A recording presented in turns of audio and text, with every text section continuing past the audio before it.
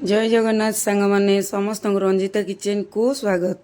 आसतु बनैबा आज पनीर टिक्का बनैबा पई मो अनेक किछि सामग्री नहीं आ मो झियो सहित आज मु बनाऊँगी मो किचन रे गोटे रेसिपी जार ना होची पनीर टिक्का।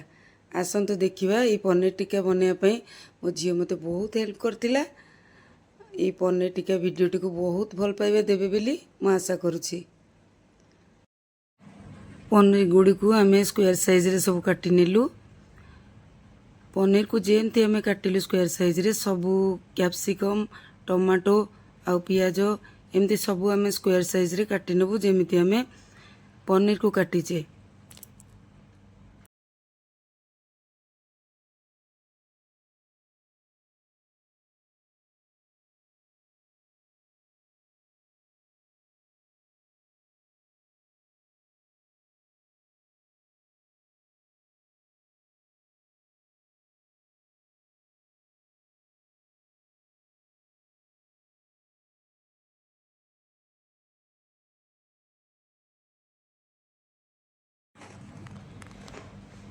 सबु जिनिस को आम सेमती स्क्वायर साइज रे काटी नेलु। एबे गोटे पात्र नहीं ता देहरे किछि सोरिष तेल देलु। सोरिष तेल देबा परे तार कलर आसीबा पई कि सेही सोरिष तेल देहरे आम 2 चमच लंका गुंडा जोटा काश्मीर चिली थिला ताकू आम देकी भलो भाबरे गोळेई देलु। भलो भाबरे ताकू मिक्स करिकी ता देहरे आम देले दही किछि दही देबा। से दही आमको बहुत भल भाव मिसैया पड़े ता सहित ता देहरे किछि आम देले बेसन किछि हळदी आउ किछि अदा रसुण पेस्ट। अदा रसुण पेस्ट मु आगु बनै की रखिथिली। एबे मु सेतरे देली किछि जीरा गुंड परे आम देलु पनीर टिक्का मसला जोटा कि ये पनीर टिक्का को बहुत स्वादिष्ट करिथाए। सेतरे किछि गरम मसला आउ किछि कस्तूरी मेथी जोटा कि हमको 2 हाथ क्रश करके देबाक पड़िबो कारण तार बास्नाटा बहुत भल आसी थाए। सेटा क्रश करके देला परे एबे मु देली किछि जुआणी जोटा कि बहुत कम दबो नले सेटा बहुत बास्ना हुए आ खाई बनी खाद्यटा सेति पे मु क्रश करके ना किछि जुआणी देली किछि लूण देली।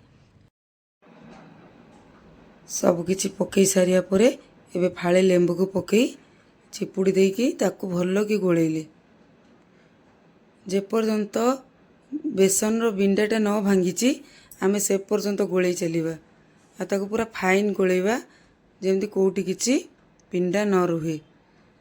देखंतु भलो भाबरे गोळेई देली आ तापरे ऐड कली से कट्टा होइतबा पनीर को आउ जिते सब आम काटी कैप्सिकम पियाज आउ टमाटो सबू को नहीं आम भल भाव ताकू गोळेई देबा। आ भल भाव आम गोळेई देइथिलु। गोळेई सारिबा परे देखंतु केते सुंदर देखा जाउची जिनिसटी।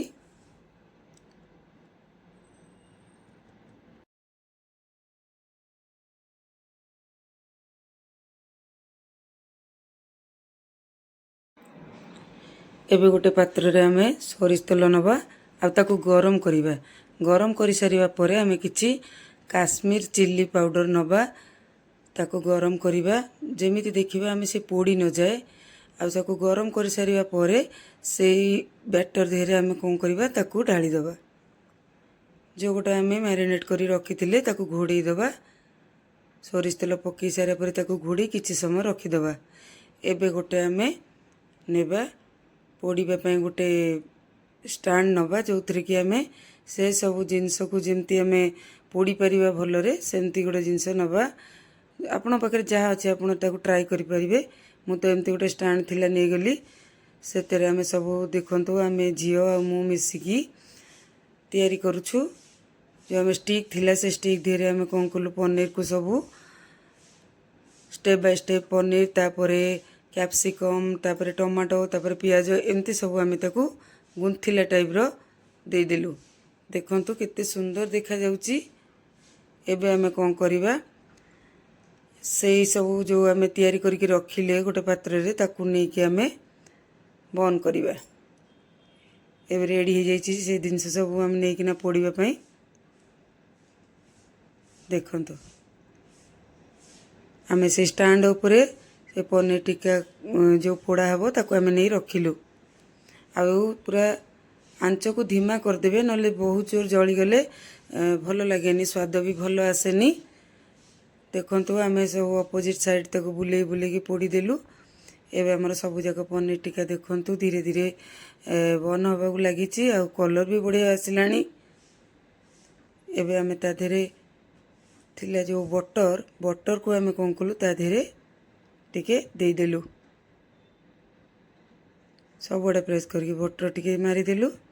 ଦେଖନ୍ତୁ ଏବେ ବଢ଼ିଆ ସ୍ମେଲ୍ ବି ଆସିଲାଣି, ଆଉ ସବୁ ଆଉଲେ ଆଉଲେ ପୋଡ଼ିବାକୁ ଆରମ୍ଭ ହେଲାଣି। ଚାରିପଟ ଯାକ ଠିକ୍ସେ ପୋଡ଼ିବା ପାଇଁ ଆମେ ତାକୁ ବାରମ୍ବାର ନେଉଟଉଛୁ। ଦେଖନ୍ତୁ ଧୀରେ ଧୀରେ ହେଲେ ବି ସେ ପୋଡ଼ିଯାଏ, କାରଣ ମସଲା ଲାଗିଛି ନା, ସେ ପୋଡ଼ିଯିବ। ତେଣୁ କରିକି ଆମେ ତାକୁ ବାରମ୍ବାର ନେଉଟେଇ ଏବେ ଫାଇନାଲ୍ ଲୁକ୍ ଦେଖନ୍ତୁ କେତେ ସୁନ୍ଦର ହେଇଛି। ଯଦି ଭିଡ଼ିଓଟି ଭଲ ଲାଗିଥାଏ ତେବେ ଲାଇକ୍ କରିବେ, କମେଣ୍ଟ କରିବେ ଆଉ ସେୟାର କରିବେ। ମୁଁ ରହିଲି। ଜୟ ଶ୍ରୀ ଜଗନ୍ନାଥ।